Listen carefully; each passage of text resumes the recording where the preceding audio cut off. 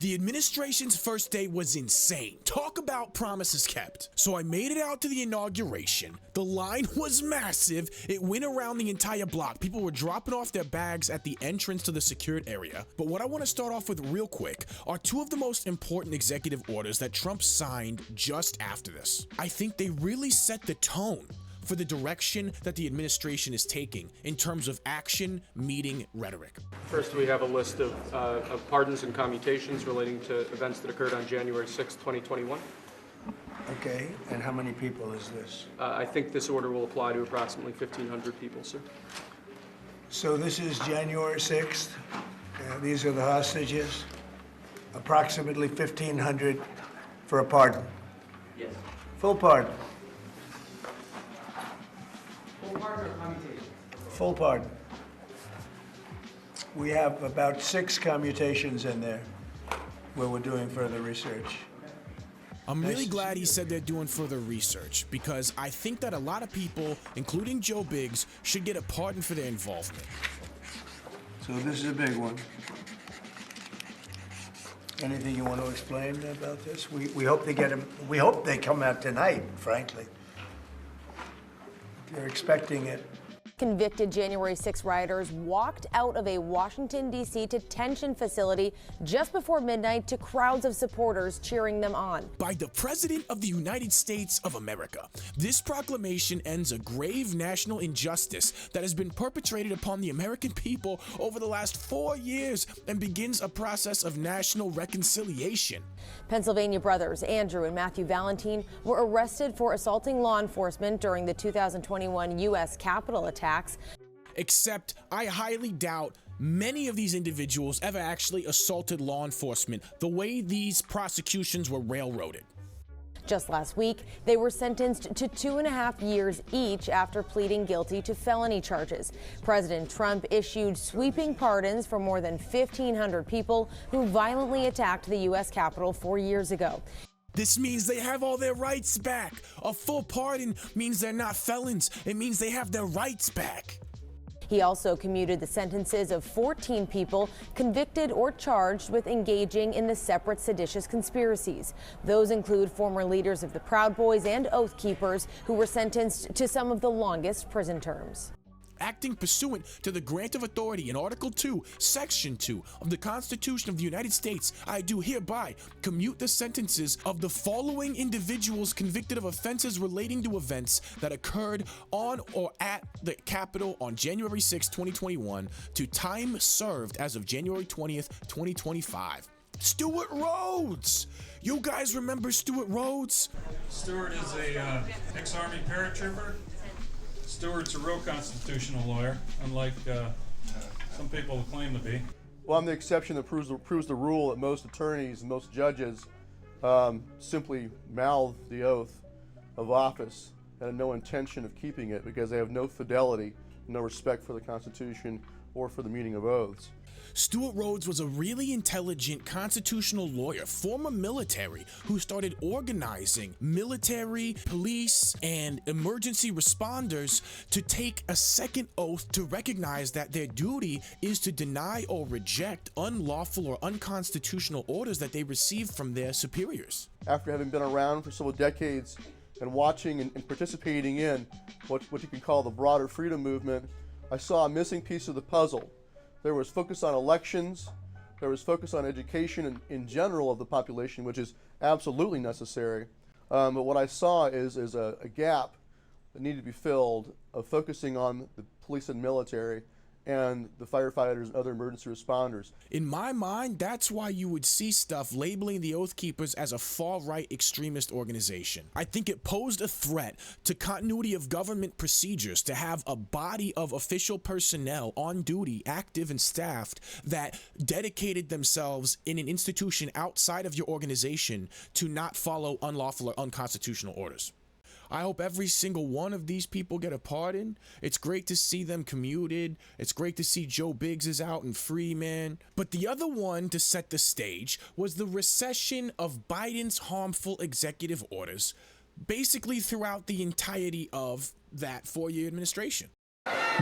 Could you imagine Biden doing this? I don't think so.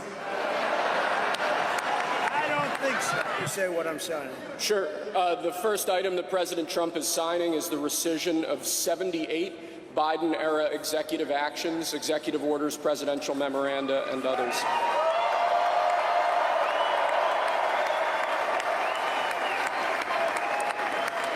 Thank you, sir.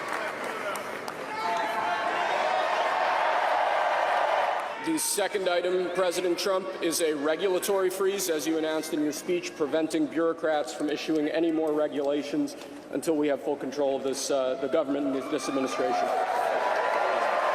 I wanted to see it live so bad. We had to go around like 4 different blocks in like a circle to get around to where the line actually started, because it was sprawling, and when we got there, man, it was so mismanaged. We had to go through loop after loop. It was like some sort of a football training session. Yo, look at that. A couple people made it in. We were 2 people shy. We got cut off by 2 people from getting in the arena. It's okay, though. It's okay, I got my free raw sign. So I didn't get to see Trump signing those executive orders live. It would have been awesome to see him freeing those J6s and undoing a lot of those miserable policy reforms set on day 1 by the Biden administration. To commence the policies that will make our nation united, fair, safe, and prosperous again, it is the policy of the United States to restore some common sense to the federal government and unleash the potential of the American citizen. The revocations within this order will be the first of many steps the United States government will take to repair our institutions and our economy. And it seems to mainly target a series of Biden's executive orders from his first day in office. There's climate change executive orders. There's Medicaid, Affordable Care Act executive orders here. Apparently, it was provisions relating to the COOF and Affordable Care Act stuff relating to the COOF that was being undone. And then in terms of climate change, apparently the U.S. agreed to host a summit regarding creating climate change policies that has been rescinded. And a whole ton of other stuff, man. The meat and potatoes of what we're looking for. I mean, we pulled out of the World Health Organization day 1. So I didn't make it in. It was all right. I ended up seeing a bunch of these Proud Boys dressed in black and gold, marching, chanting. I was like, man, what are these guys getting into? Is there going to be any drama going on? You know, and there's some ambiguous people. I couldn't tell if they were pro-Trump, anti-Trump, with the rainbows or whatever.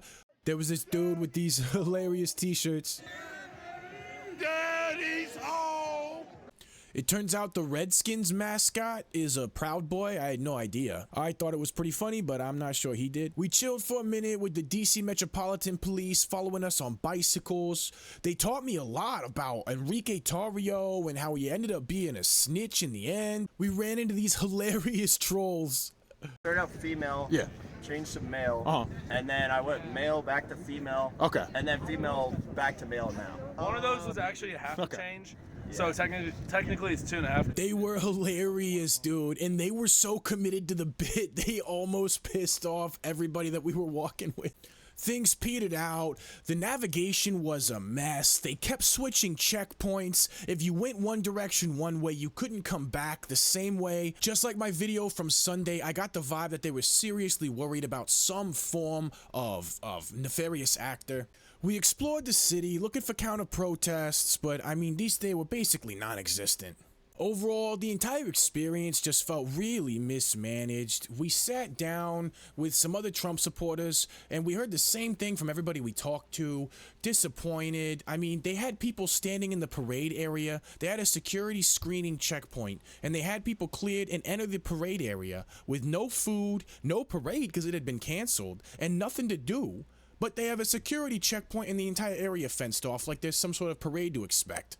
After a while, we could tell they really didn't want us there, and as much as I wanted to, I wasn't gonna wait till nearly midnight, as cold as it was about to get and already getting, to wait for the J6ers to be released. So we packed it up and we headed on home. As excited as we are for the next 4 years, I will say we were pretty disappointed by our experience that day at the inauguration. But it's okay though. The most important thing is moving forward these next 4 years, getting these policies in place, and it looks like we're on a great footing to do that. I'm just hoping the American fair is a lot better of an experience. I don't know what I expected from the entire inauguration, honestly, given that I kind of predicted it up here in the video just before the inauguration on Sunday. CNN's token Republican Scott Jennings has been on fire recently. Check it out.